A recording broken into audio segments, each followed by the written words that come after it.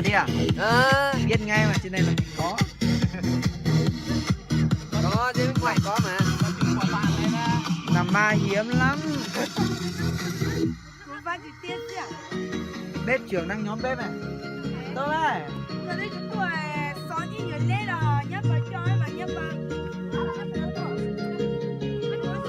Nó mất rồi nó cho rồi là. Có đây. Nó cho mất tài cho. Cao là đi làm phút tuổi quay trong cao là cho nó dễ phụ áo nhiều xí. Thì nhà chó này nó nhiều hay cổ chữ chứ. À, ý lấy từ nhọ. Đấy, giờ này nó nhiều nên cổ lâu chứ lệ. Thì nó chỉ số cha là ô. Có chạ. Còn thấy mua hà lúc khó lần lâu rồi ha. Bây giờ nó tụi kia rồi nó bốc ta. Nông tròn sao? Tôi xóa nhịp cũ ngồi cổ chữ. Ô, nó mù không mua sổ này. Nó tao bỏ. Tao là coi chi đã. Lâu thủ cả. Nó là 4 con. Lúc nãy bảo gặp dưới kia sao mà chưa thấy lên. Gia đình anh Bảo này. Thì chọn chạy loạn nó nhung hay nhỉ cổ dịp cú lo đấy. Cô tự nhiên sai thằng các lực chú chí khác mà nhân sai thằng các. Vậy mình cho tôi một mà. Đồng biết tờ lù đấy. Chỉ cắt lưu này này. Chỉ cắt lù đấy ta đấy. Thắt tí đấy này. Rồi. Cái xe ở điểm bên đó thế. Tôi là. Lo lẹ. Tao đồ số tôi đồ tụi tao cả đó. Các em có tôi là. Cô tụi lấy à. Con rồi tôi. Chị em có lấy. Chạy ở tụi à lấy á. Cắt đôi đi cái đấy ra. Cắt đôi đi. Ê, mua nó sụt ra. Mua cổ nó ra. Cổ nó ra. Cổ nó ra xuống luôn. Nó sẽ không có này. Ướp gia vị và cho lên cây. Rồi. Khói quá.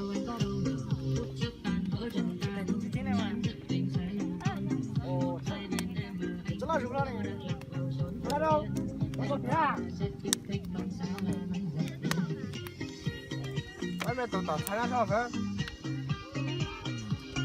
Tại một khó trong tròn ra luôn tại một giúp quan gì? Ta. Lâu sao lại á? Thì áo nhùa lên này. Hả? Đúng mà. Đồng biết tờ lù đấy. Chỉ cắt lưu này này. Chỉ cắt lù đấy ta đấy. Thắt tí đấy này. Rồi. Cái xe ở điểm bên đó thế. Tôi là. Lo lẹ. Tao đồ số tôi đồ tụi tao cả đó. Các em có tôi là. Cô tụi lấy à. Con rồi tôi. Chị em có lấy. Chạy ở tụi à lấy á. Cắt đôi đi cái đấy ra. Cắt đôi đi. Ê, mua nó sụt ra. Mua cổ nó ra. Cổ nó ra. Cổ nó ra xuống luôn. Nó sẽ không có này. Ướp gia vị và cho lên cây. Rồi. Khói quá.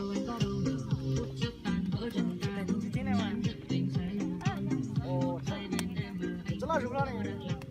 Nó đâu? Nó có thế à? Mày tao thấy nó sao vậy? Tại một khó trong tròn ra luôn tại một giúp quan gì? Ta. Lâu sao lại á? Thì áo nhùa lên này. Hả? Đúng mà.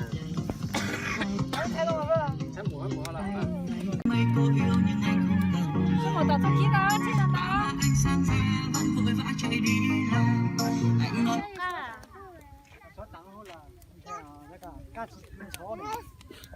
Sát ta coi luôn. Nhục ca ya sa mà. Chị có chú tao nó ra chứ. Ô tôi chọn luôn tôi. À chẳng chẳng nhớ là chỉ vào anh nha. Là đúng không? Là có chỉ có to tù. Là đúng không? Không bỏ xí mà lại nó. Bà cái nó Cơ đó lòng gà rất là ngon nha. Bắt đầu khô nước rồi nhỉ. Liverpool liên chân bóng đó là Liverpool liên chân bóng này. Quả mà liền á. Vâng, vô. Mới chọn cái sản thế cơ, tôi thì nó chọn cái sản thế cái dòng đó luôn á. Nó phân nó nằm ở dòng đó bà. có lá trao nó. Chị đây là. yêu áo nhòa nhã này có à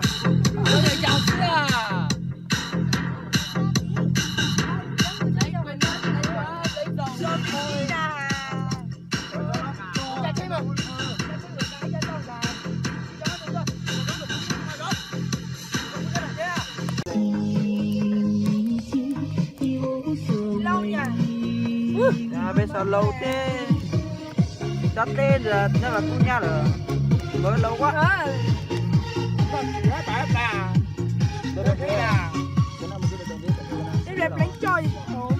không có mỡ nó cháy nhanh á Không có mỡ là toàn trái thôi mà. Gà trái thôi không ngon đâu. cái này á bánh tròn nó mới chín xấu kìa. cuối tuần sẽ làm ở trong chí con thua rồi thì thế nào gà bắt đầu vàng vàng cháy cháy rồi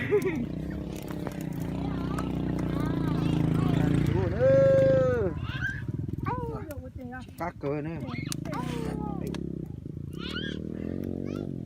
sao này nhưng mà mày dán lên rồi nó xa này đây tôi cũng như tá mấy cái đồ rồi quỳnh biết chưa tôi chờ mới làm bánh cho tôi mà cái cũng như tá rồi xe thanh lý là thì chú có thanh lý là quắc ký là lấy ra là thanh lý là trong thời gian chờ đợi thanh lý lồng mè xuân giải tao thắt đây rồi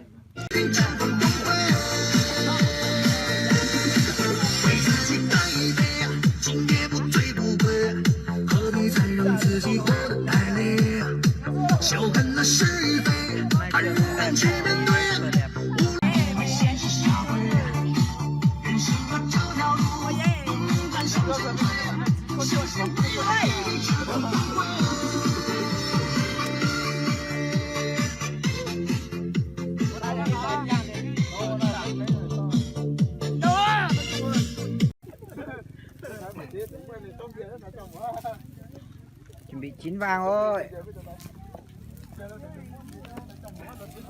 rất là hấp dẫn luôn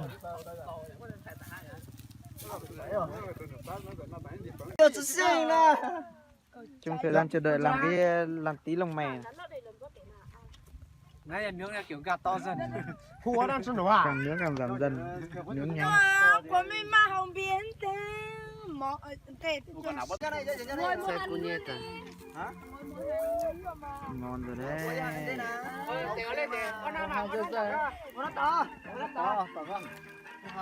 hai đứa này ăn bò thế nó mà mẹ con nó ra dưới đây này con này cho chơi trò cái hộp đó anh nhớ ăn đó cái này để giờ làm một mặt hơn rồi hết ra được rồi hết ra thì là tí ăn rồi mỏng thế này không để ngồi được cái kia là hai chơi rồi cái này mỏng ôi giờ thế mình nhớ một cho sữa đây đó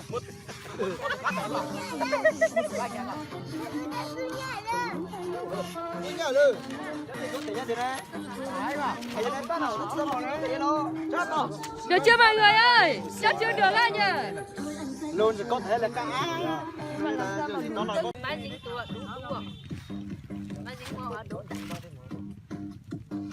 chó tao mà chó bó tao mà xoắn không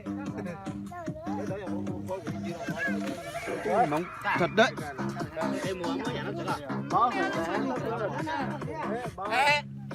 hai lớp hết mà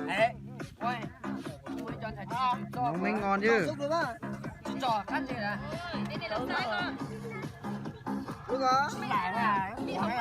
quay mày chim đi cho rất tê luôn na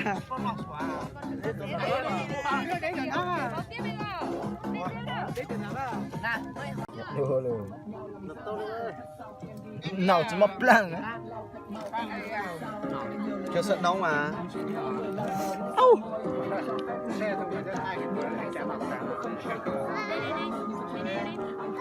nó tưới cháy bên ra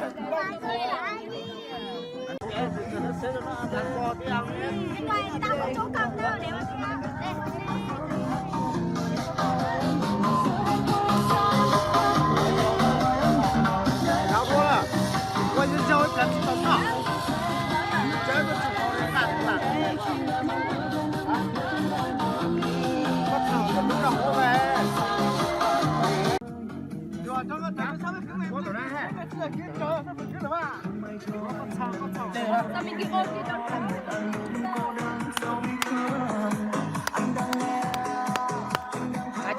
Mời bà ơi, chân lú à. chuột chuột Chỗ này coi. để cho mọi người ăn còn Bao thằng nhai thôi. Lưu lên, lớp chết lên. Mời bà ơi, giết chỗ này tụi con lú là. trời ơi không uống đâu Bao hết rồi. uống đâu Mời tất cả mọi người nhá, ăn thịt gà nướng đi. nào bên dưới đây ăn bia nào đây để giữa đây cái gì nữa cái gì hơn này Chốt bao thằng thứ rồi. mất ta lên rồi nha đến ta Mất phải cho con nó tưởng với trong tưởng với tận nhớ hết. Mất bán cho sáng á. là chua Sau một hồi chỉ còn 7 chiếc trường.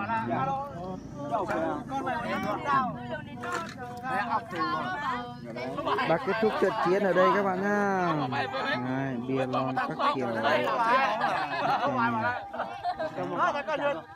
Con